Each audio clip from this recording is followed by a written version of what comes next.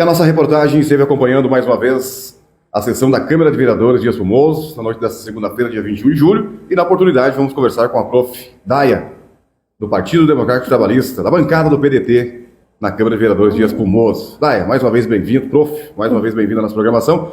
Gostaria de falar então com a senhora sobre um tema que a senhora vem defendendo muito, desde que começou a sua legislatura nesse ano de 2025, que é a colocação de vigias nas portas das escolas, tanto do município quanto das estaduais, mas enfim, a gente vai falar mais das municipais, que é o que compete, à Prefeitura Municipal. Mas também a senhora defende que sejam vigias preparados, não somente um preposto lá na porta da escola, enfim.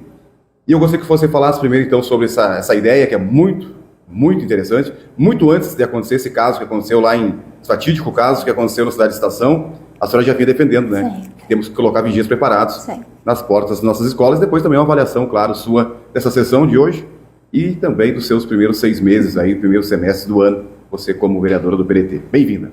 Como sempre, uma honra, Rodrigo, fazer parte da Rádio Planetário enquanto entrevistada, enquanto legislativo, enfim.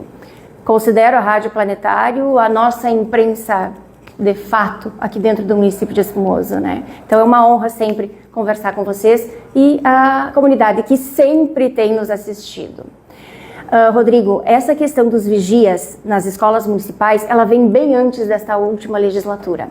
Ainda há 2 anos atrás, na legislatura anterior, consegui sensibilizar o nosso prefeito da época, Douglas Fontana, no sentido de colocar os vigias nas nossas escolas, além dos portões eletrônicos, as câmeras de vigilância, enfim.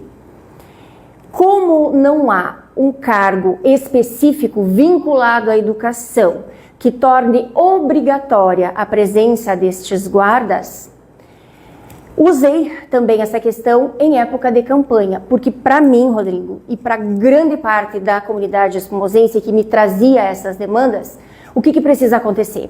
Os guardas existem, estão ali os vigias, mas hoje é uma questão de boa vontade política.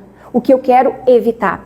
Eu quero que a presença desses vigias qualificados, bem preparados, ela seja perene, para sempre, independente de partido A ou B, estando dentro do Executivo Municipal. Precisa que esses vigias estejam atrelados à Secretaria de Educação e ali postos devidamente qualificados. No início do ano, eu entrei com a indicação solicitando para que, a partir desse novo executivo, se fizesse essa política. Levamos em torno de 5 meses para que os vigias fossem colocados nas nossas escolas e a contratação, Rodrigo, se deu apenas por 2 meses. E isso deveras me preocupou. E a comunidade, como é um dado público, aquelas pessoas que são mais atentas, me questionavam muito com relação a isso. Mas, Daya, 19 de julho acaba o contrato, e aí? Nós vamos ficar sem os guardas, sem os vigias na frente das escolas municipais? Então, acabou o quê? Achei por bem montar uma minuta que venha a ser um anteprojeto, dando ideias, organizando essa questão para o Executivo, para tentar facilitar o Executivo na elaboração de um projeto de lei que precisa vir do Executivo. Eu, enquanto vereadora, infelizmente, não tenho poder legal para criar estes cargos, para esta demanda. Precisa vir do Executivo o projeto de lei e nós aprovarmos com toda certeza aqui dentro da Câmara de Vereadores. Então, hoje, em resumo, existe a minha indicação junto com o anteprojeto nas mãos do Executivo. Caberá a ele sensibilizar-se, e eu espero que sim, para que torne obrigatória a presença dos vigias nas nossas escolas municipais. Nas escolas estaduais, Rodrigo, também é uma preocupação minha. Inclusive, a semana passada, com outros colegas, nós tivemos uma reunião com a RAI, que é uma rede de apoio para todas as escolas municipais, estaduais, enfim. E lá, juntamente com a promotora Suzane, levantamos essa questão referente às escolas estaduais. Levei essa preocupação das escolas estaduais para ela. Sensibilizada, ela entrou em acordo conosco, pedindo então, ela iria entrar em contato com a Brigada Militar, solicitando para que a mesma fizesse uma ronda maior nas escolas do estado. Ótima atitude dela, ok, mas para mim ainda é pouco, Rodrigo, ainda é pouco. É preciso que algo mais efetivo aconteça. O que fiz então? Entrei em contato já com Porto Alegre e dentro em breve, próximos dias, nós teremos uma audiência em Porto Alegre com a Secretaria de Segurança e também com a Secretaria de Educação. Para quê? Para levarmos essa preocupação da comunidade, para levarmos essa demanda que não é só municipal, em termos de estado, não é só para as nossas escolas estaduais, é para o estado inteiro. Então precisa haver uma mobilização grandiosa nesse sentido, mas um primeiro passo de levar essa preocupação, de tentar já antecipar algumas questões, a gente vai fazer junto ao governo do estado, sim.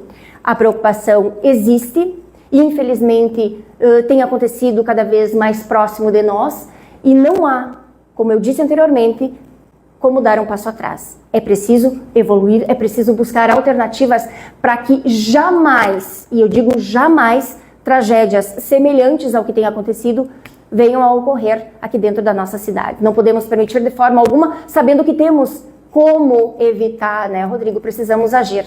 Quando eu falo, questionei a sua opinião também, claro, que pessoas preparadas, né, para desempenhar essas funções. E também, bem, né, com equipamentos também, né, que também possa dar o suporte, porque não adianta no grito, você não vai conseguir espantar ninguém, né. Então, quer dizer, ou minimizar, enfim, né. No caso da situação que a gente teve lá, o cara entrou com uma faca, um facão.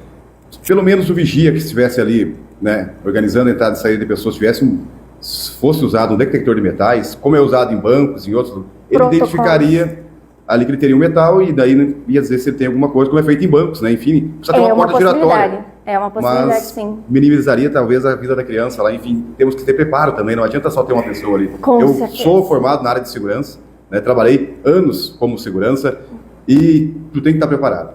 Quanto mais preparo, mais equipamentos você tiver, melhor você está. Porque senão você não vai colocar, entre aspas aqui, medo em ninguém. Você não vai conseguir defender nem a sua própria vida. Isso então, mesmo. É muito importante ter os vigias, mas é muito importante também estar bem preparado. Bem preparado. E bem com equipamentos, né, que possam defender, claro, assegurar a vida dele e a vida das crianças, das pessoas que ali estão. E não criar um caos maior ainda, né, Rodrigo? Com certeza. Eu me preocupo bastante com a questão de existência de protocolos de segurança.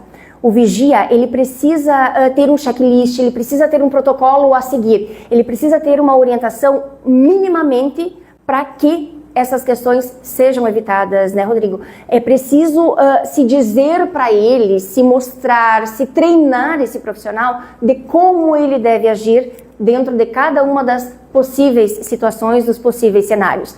E o protocolo de segurança não só para os vigias, mas também para a comunidade escolar. Por quê? O meu olhar não é treinado como o teu, por exemplo, né? Para questões que envolvam segurança ou alguma coisa nesse sentido, né, Rodrigo? Meu olhar não é treinado, mas eu também preciso estar preparada para saber minimamente como agir em uma determinada situação, né? Assim como a equipe escolar e a própria comunidade como um todo, né? Os pais, enfim, protocolos de segurança aliado a um profissional qualificado em frente às nossas escolas. E impedir de todo, tu é profissional da segurança, também sabe que é impossível, né, Rodrigo? Mas minimizar, né? Evitar aquilo que for possível, né? Acho que é esse o caminho. Com certeza, que a gente consiga chegar aí nesse divisor comum aí, que a gente pensa da mesma forma, porque quem tem filhos em escola, você como professora também tem filhos. Sim. Eu tenho filhos que estão nas escolas e a gente se preocupa e eu acredito que a maioria dos pais, professores, todo mundo se preocupa também, com certeza, inclusive os executivos, as autoridades também se preocupam, então que a gente chegue num divisor comum. Agora vamos falar um pouquinho então, né, pra gente fechar aqui, sobre os primeiros 6 meses do ano. O Prof. Daya aprovou muito, trouxe muita ideia nova, muitas leis, muita aprovação. Como é que foi? Ideias não me faltam, Rodrigo. Não me faltam realmente. Agora, em termos de questão, emendas, né, que normalmente as pessoas nos questionam. Agora nós temos em torno de 200 mil do Eduardo Loureiro, nós temos mais 400 mil vindos do nosso Mota, né, do nosso deputado federal, Afonso Mota, que a princípio virá para o hospital, mas ainda estamos em tratativas com relação a isso, mas temos esse valor para ser aportado no município de Espumoso. Aprovações. Rodrigo, eu sou uma pessoa extremamente cuidadosa nesse sentido. Legislação anterior, eu tive projetos como a defesa dos autistas, né, a primeira lei que trouxe a garantia de direitos dos autistas aqui para Espumoso fui eu. Criar uma lei por si só, criar por criar, eu não concordo. Eu não estou aqui para criar mais uma lei. Eu estou aqui para fazer com que as que existem sejam cumpridas e para ajudar a pensar de maneira articulada, de maneira inteligente, o município de Espumoso. E a minha preocupação aqui é muito grande. Por quê? Algumas questões ainda me incomodam dentro do nosso legislativo. Algumas questões ainda, a meu ver, eu estou colocando aquilo que eu penso, nós, enquanto vereadores, poderíamos aprofundar. Algumas questões ainda estão ficando superficiais. Tá, Rodrigo? Então, isso me incomoda. Quando eu digo que estar aqui é de uma responsabilidade gigantesca, eu sei do que estou falando. Há poucos dias eu tive uma formação em Porto Alegre. Lá, nessa formação, nos foi trabalhado pessoas de um nível de conhecimento gigantesco. Auditores, advogados, especialistas na questão de legislação municipal, enfim, né? Direito público.